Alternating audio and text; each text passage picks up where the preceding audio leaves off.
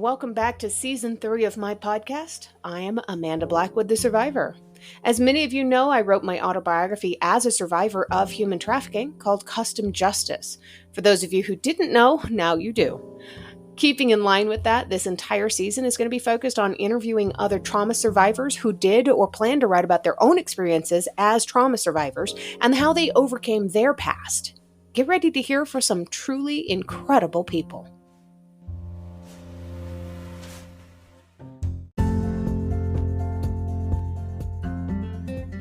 Please hang on for a moment through this brief advertisement. This is what currently pays for the show. Of course, I will also take donations through PayPal to keep the show running, or you can show support by a simple book purchase. I have quite a few out there. Just look for books by Amanda Blackwood on Amazon or Barnes & Noble. Your purchase does go to helping to support local organizations that help fight human trafficking also.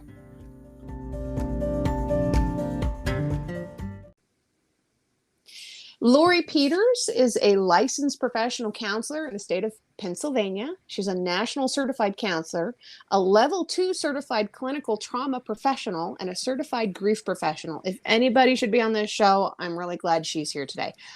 Lori has also got a background in journalism. She was a reporter and editor for various media for several different years. She received her Bachelor of Arts degree from Penn State University and her Master of Science degree from Shippensburg University of Pennsylvania. She also said in her bio that when she's not writing, Lori runs a private therapy practice for grief and loss.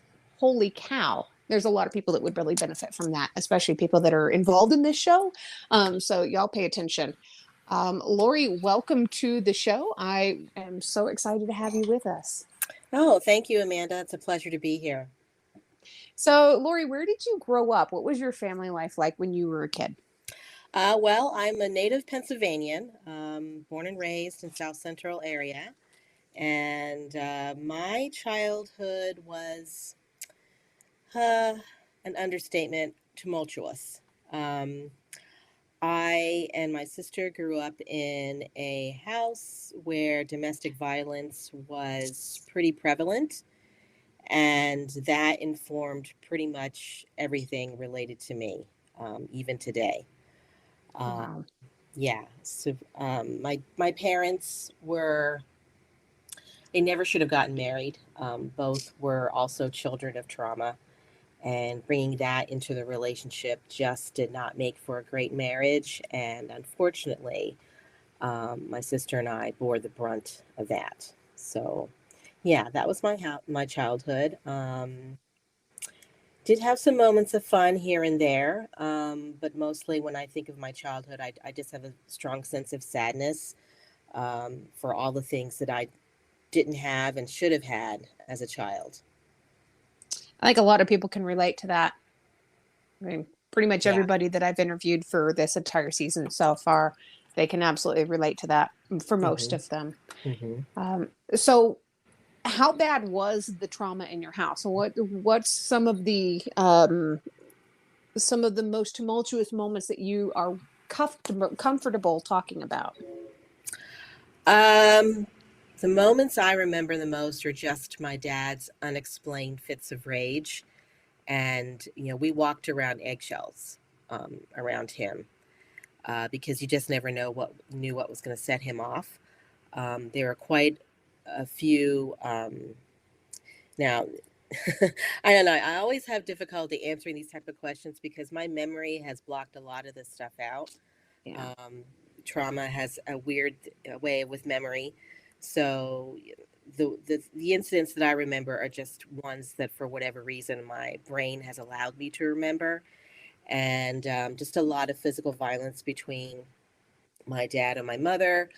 He was physically abusive toward my sister. And with me, he was physically and sexually abusive. And then you have the incidents of emotional and verbal abuse. He was not an affirming, loving parent in a way that a child should have had. And so that's the childhood that I grew up with. It's kind of standard from what I understand for people to have their Swiss cheese memory because of their traumas. Is that something that you come across in your field of work? Mhm. Yes. The way trauma impacts memory, we still don't know fully about that, but it's exactly it. The Swiss cheese memory. You remember bits and pieces, but the thing is, though, your body remembers what happened, and I still have a lot of triggers where I don't have any rational or logical explanation, but it's obviously linked to what I adored as a child. If you're familiar with the book "The Body Keeps the Score" by Dr. Bessel van der Kolk, he Mhm. goes into great length about what happens with trauma when you really can't remember it, but your body definitely remembers what had happened to you. I actually have that one sitting on my shelf right now. It was Hmm. given to me by one of the people who is a case manager at one of the anti-trafficking organizations out here in Colorado. It Yes. was so helpful for me. So I've got all kinds of medical issues and stuff, and I was trying to figure out how to deal with it. One of them is Crohn's disease, and back in 2015, they made a correlation between Crohn's disease and severe emotional abuse. Uh, Yes. and I thought that was Hmm. absolutely fascinating. And this book helped to change a lot of things for me. I've gotten a much better control on a lot of my health because of it. So I'm glad you Hmm. mentioned that book. I Hmm. think that thing is amazing. Yes. Trauma has more of an impact than we realize. And because of that, we need to research it more and we need to get the word out, spread awareness because it really does impact all aspects of life and there are long lasting effects. Yeah, absolutely. What helped you to move beyond your trauma? Hmm. How long do we have? As much time as you have.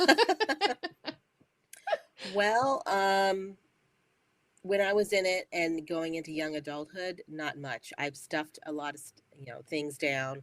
I was in denial about the impact for a long time, and then when I became a wife and a mother, I felt I didn't have any time for myself to deal with this. It's like it's in the past. I have to focus on this now. I can't go down that road. So I really did not start my healing process until I was in my late 30s, early 40s. And what that involved was therapy, of course. I'm a big proponent of therapy, as well as doing things with the body. So I try to do like meditation, I do some yoga. Walking is really big for me. I need to be out in nature and really tapping into the things that give me joy, almost as if to make up for the lack of joy that I had as a child. So, writing is a big part of my therapy. Connecting with people I trust is another aspect, as well as music. So, those are just some of the things, very briefly that helped me on my road. Wow. Do you still feel the impact of this trauma? Does it still rear its ugly head in your life? Yes, I am triggered. Sometimes I don't understand what my trigger is. I really have to step back. That's one of the benefits of also being a therapist. You know what's happening, but in the moment, it's like you're back in it.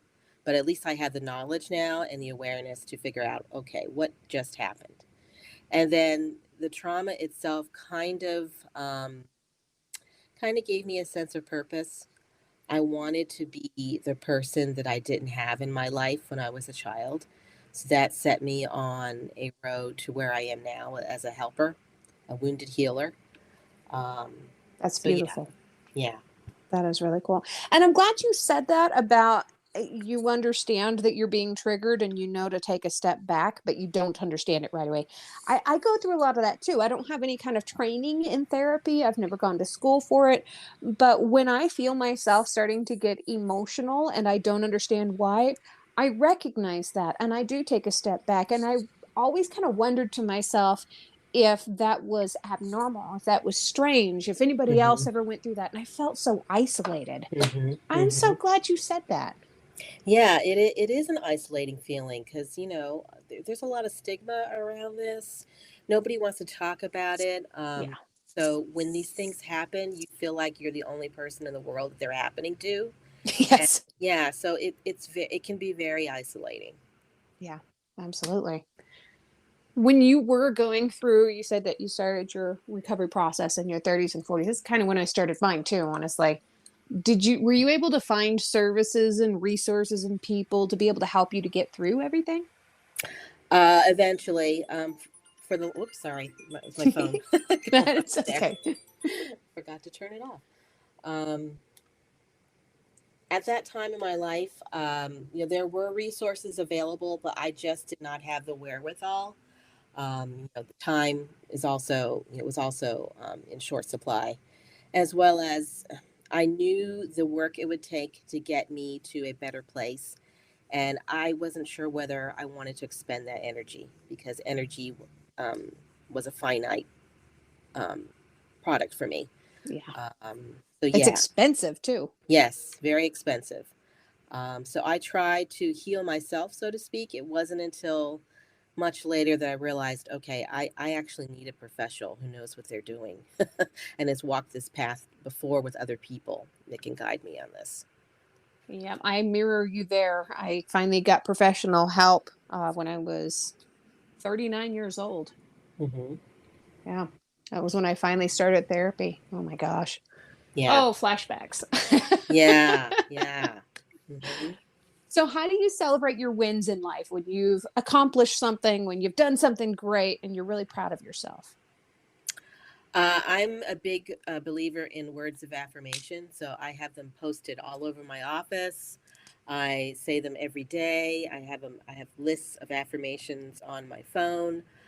So I try to hype myself up as much as possible, and that in and of itself is a trauma thing because I never had that growing up. Um, Yeah.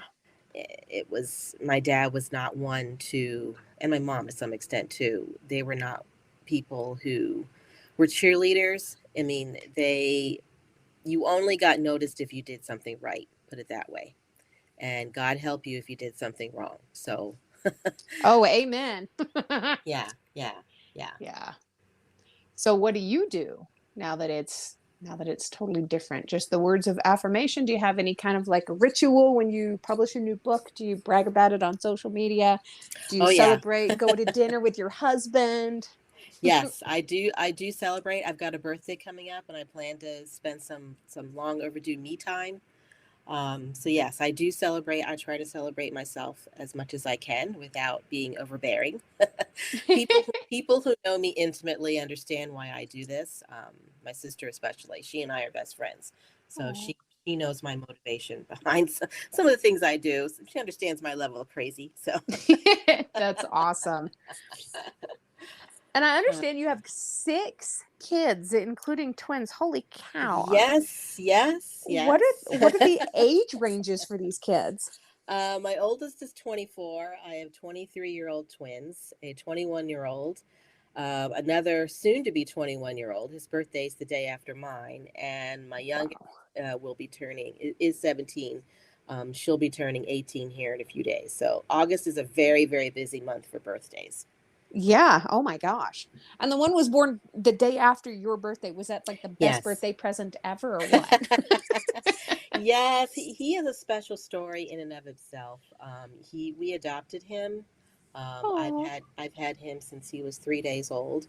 Was able to nurse him with my youngest daughter at the time. There's like 5.5 months between them, so wow. that's a special story. So yeah, it's actually the birth mom. Her water broke on my birthday, so Oh my gosh. yeah, yeah. So she started labor on my birthday, and he was born the next morning. So yeah, that's very sweet, very sweet. And now he's Wow. almost 21 and living his best life out in the Midwest. Aw. So are all your kids familiar with your own upbringing and your traumatic past? The older kids are. I have to be very careful because I don't want to overstep boundaries. Right. Um, so I gauge. Okay, where are you maturity wise? Are you able to understand what I'm about to tell you? Um, and then checking in with myself. Am I really ready to share this story with my child? It's Right. one thing to share it with a therapist or with a close friend, but with your child, it's a totally different ball game. You want to make sure that you don't traumatize them as well. Yeah. There's definitely a So fine line I found. yes, yes. Yeah. So the older kids know.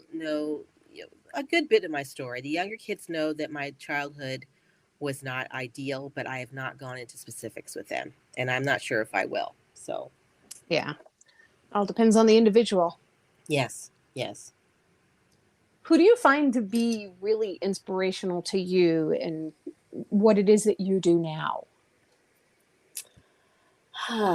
Let's see. I would have to say my sister is one of my role models. I found out a lot about what happened to her after I left. There's like 5.5 years between us. I'm the oldest. And apparently, a lot of crap went down after I left that she didn't tell me until we were much, much older. So, as far as resilience is concerned, I give her a lot of credit. She's made her life into something beautiful. So when I think of resilience, I think of her. And then professionally, I don't think I have any professional role models. Maybe, well, just maybe a few celebrities like Oprah. I look up to her because of her story. Um, Dr. Maya Angelou, she's like one of my favorite people. Her whole entire story. She was the one that made me want to be a writer. Oh, Um, wow. she's her story is so inspirational and how she lived her life. The choices that she made and the choices that she could have made. So, I look up to her. And then, some of my colleagues I know who've been through a rough time, I look up to them as well. It's always to me so amazing to find people who have been so hurt on their own in the past and have overcome that in order to become these helpers, and they want to do something to help change it for somebody else. Yes. It's amazing. You guys, I'm talking about therapists in general, are some of the toughest, most amazing people on the planet. Oh, wow. Thank you. Thank you. I didn't trust therapists for a very long time. I had a really bad experience when I was a teenager. Hmm. But my therapist that I met back in 2019, she changed everything for me. I would not be married to my husband. I would not have written my book, and I wouldn't be able to do this podcast now without her having existed Wow. in my life. So, Wow. That's wonderful. That's really good yeah. to hear because I do hear a lot of negative stories about therapists. And, so it's really good to hear that you had a positive experience with yours. Yeah. Well, and one of the things that stuck with me was somebody told me one day, if you don't like your therapist, find a new one. You have to Hmm. find somebody Hmm. you mesh with. And the therapist isn't going to take it personally if you say, hey, you know what? This isn't working out. We're on different wavelengths. I'm going to go search elsewhere. Or do you have any recommendations? Absolutely. I think that's very, very important, Yeah. because you're sharing the deepest and most vulnerable parts of yourself, and if you can't connect with the person you're sharing that with, then you're not going to heal and make any sort of progress. So you're Right. absolutely correct. You need to find the best fit for you when it comes to therapy. Yep. Absolutely. What's one thing that you wish you could tell someone who's going through what you went through when you were growing up? Um, that's a good question.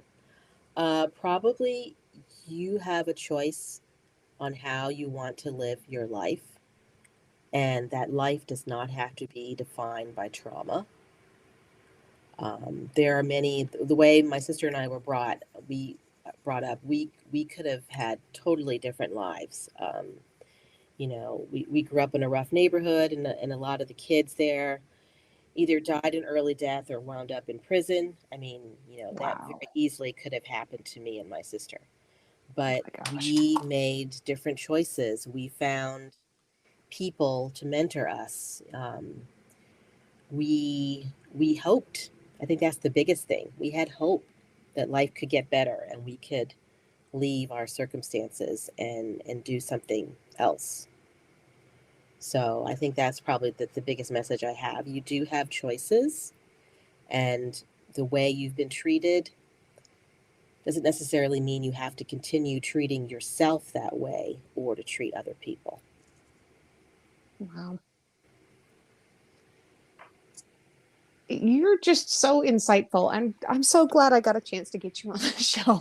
Oh, thank you, thank you. That means a lot to me. Thank you. I'm really blessed to have this platform, to share, and to because my main goal is to just help others realize that they matter and they have a purpose here in this planet, and yeah, that's my goal. So Very thank you cool. for saying that.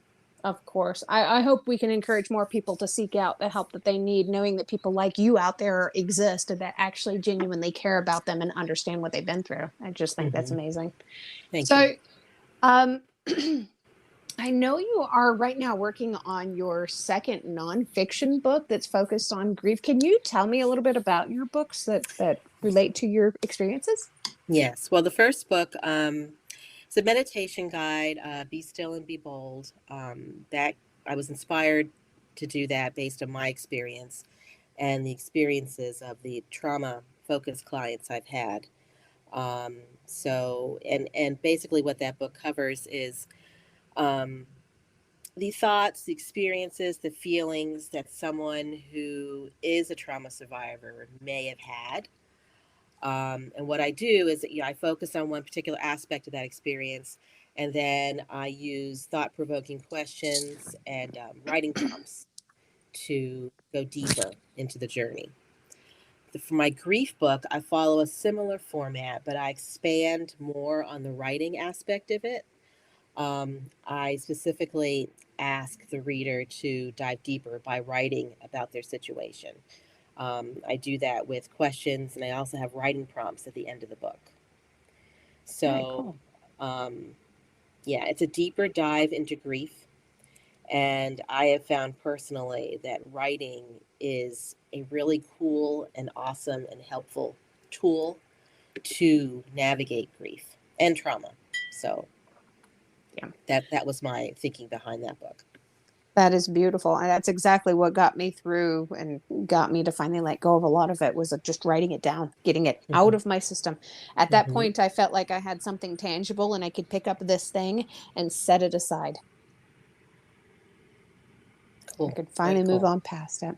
Um, Hmm. have Hmm. you got a part of your book that you'd be willing to share with us? Yes, I do. Hold on one second.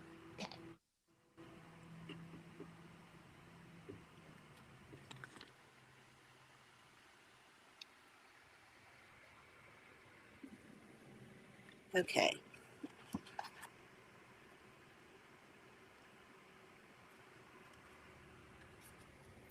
Okay. This particular section is called presence. Do you want me to read the whole expert or just a part of it or? You can read the whole excerpt however much you're comfortable with sharing. Okay. This is from my Be Still and Be Bold book. It's called Presence. Presence, like mindfulness, is touching base with all your senses in the current moment. You are experiencing and noticing everything in that moment without distraction. The focus is on the here and now. Paying attention to the present is a way to alleviate anxiety as well as give thanks for the blessings therein. In a world full of distractions, staying focused on whatever we're doing is a challenge, but practicing presence will reap rewards like clarity, intentionality, and concentration. Presence also improves relationships because you stay focused on yourself and the other person as you interact. Without presence, creating connections is difficult, if not impossible. And then for the rest of this entry, I lead you through a breathing exercise to go to get you in a more present state of mind. Um, and then I end it by saying another way I find that helps me stay focused on whatever I'm doing is to take a deep breath and say a little mantra, I'm here, be all here. This comes in pretty handy when I'm seeing clients all day, many times in back to back sessions. It helps me prepare and bolster my attention so I can focus on whoever I'm helping. My clients deserve my attention and presence. And then at the end of each entry, I have a section I call an invitation to act, where I ask certain questions to help you probe deeper. So, question number one says, how are you present in your life? What helps to maintain that presence? And then number two, for at least one time over the course of the day, Practice any of the exercises I just mentioned or another that you found to be helpful. Okay, that's Very that cool. section. Yeah. And the reason why I put that in there is with trauma survivors, I don't know whether you found this to be true or not. It's very difficult to stay in the here and now. For a lot of reasons. For me, it's anxiety. My focus is always what's coming down the pike. How can I avoid whatever distress and distraction? And um, you don't want to stay in the here and now too long because after a while, the bad memories start coming up. So, um, by practicing presence, I'm learning to self regulate, to calm down, and to focus on what's actually happening in front of me. And then once I address that, then I take the next moment and the next moment. So it helps to calm me down. My husband and I actually, this is so common with us, with me specifically, that we actually have a certain phrase that we use when I start finding myself drifting while he's talking to me or while we're trying to watch something and I've completely lost several minutes of it. I just turn to him and say, I was thinking other things. Mm-hmm. And it started out as an inside joke, but it works so well to be able to communicate with him. Hey, I just completely spaced out and I went somewhere that I didn't want to go in my mind. And let's rewind this about 5 minutes and let's Mm-hmm. try this again. And it stops arguments. It helps him to understand what my needs are. Just simple 4 words. Oh, that's awesome. That's awesome. Yeah. Um, oh, go ahead. It's just so nice to have that kind of affirmation that this is a normal thing. Mm-hmm. This is what happens to our brains. Trauma alters the way we live our lives, not just the way we Yes. think. Yes, and the research bears that out. It physically does alter your brain. There have been numerous studies on that. And because of that, it impacts how you are in the world and how you interact with other people. Every quirk, I call them quirks, every little thing about me, every quirk, I can pretty much trace back to trauma. For me, I consider it childhood trauma or developmental trauma, which pretty much set my personality. Um, so I can pretty much attribute every unusual aspect of my personality, the way I am with others, the way I am with myself, to what I endured as a child. Yep. I have to second that. Exactly the same. Mm-hmm. Mm-hmm. Yep. Including my sense of humor as a deflection. Yes, it's a very good defense mechanism. Yes, it is. Sarcasm is another one. Oh, and I'm really good at that one. I was going to say just ask my husband, but please don't. So, if Oh people are gosh. looking for your book, where should they go? Where should they find it? Probably the easiest way is just to go to my author website. It's Lori A. Peters Writer, WRITER.com/books. I have the links to where you can get the book on that page. Very cool. Yeah, I've actually been to your website. That's a nice website. Oh, thank you. I actually due for an overhaul, so I need to update it and add what I'm working on currently. So expect some updates. Very cool. Well, I'm excited about that. Oh, thank you. So, there's always one last question that I ask people before I let them go. Um, and it's kind of about how you see yourself. And I have a feeling that I already know what your answer is going to be, but what's one thing that you love about yourself that's not based on your physical appearance? My resilience. Yeah. I knew Yeah. it. I knew it. That has been the running theme of my life, resilience. And I don't know where I would be without it, quite honestly.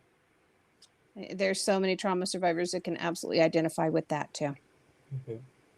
Yeah. So many of us wouldn't have survived if we didn't know how to just keep on going. Yes, yes. Yeah. Whatever you had to do to get through is fine until you figure out that it doesn't work for you anymore. Then it's up to you to figure out how you want to be. Yep. Figure out your new life. Hmm. Hmm. Lori, you are absolutely amazing. And I feel like I'm almost silly for saying this, but I'm really proud of you. You're incredible. Oh, oh, thank you. Thank you so much. And thank you for doing what you do. I think your platform will help people normalize their experience and understand that they are not crazy, they're not freaks, and they're not alone. So thank you for having this. Of course. Thank you. When I first started this out, I was thinking, I don't know if I'll be able to fill up an entire season of a podcast with interviewing people who've written about their own experiences, but holy cow. See, you throw it out there at the universe, and the universe always responds. So, Oh, so many people write from personal experience. It's crazy. yeah, yeah. Well, it's what we know. You Yeah. know, they say write what you know. Well, this is what I definitely know: drama. Yep. Yeah, absolutely. Yours and theirs. Mm-hmm. Mm-hmm. Mm-hmm. Oh, Lori, thank you so much. This has been an absolute delight. I'm going to let you get back to your busy life, but when you get your next book ready to come out, reach out to me and let me know. I'd love to have you back on the podcast again. See if we can maybe plug it and get you a little bit more sales. Oh, awesome! I appreciate that. Thank you so much again. Of course. Thank you. Bye bye. Bye.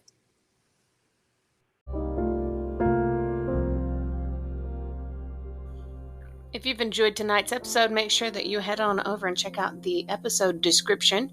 You will find links on how you can both support this podcast and how you can actually follow this author on social media. Check out their website, find their books, find their blogs. Whatever it is that they provide me with is what I provide in the episode description. So check it out. Go support our people.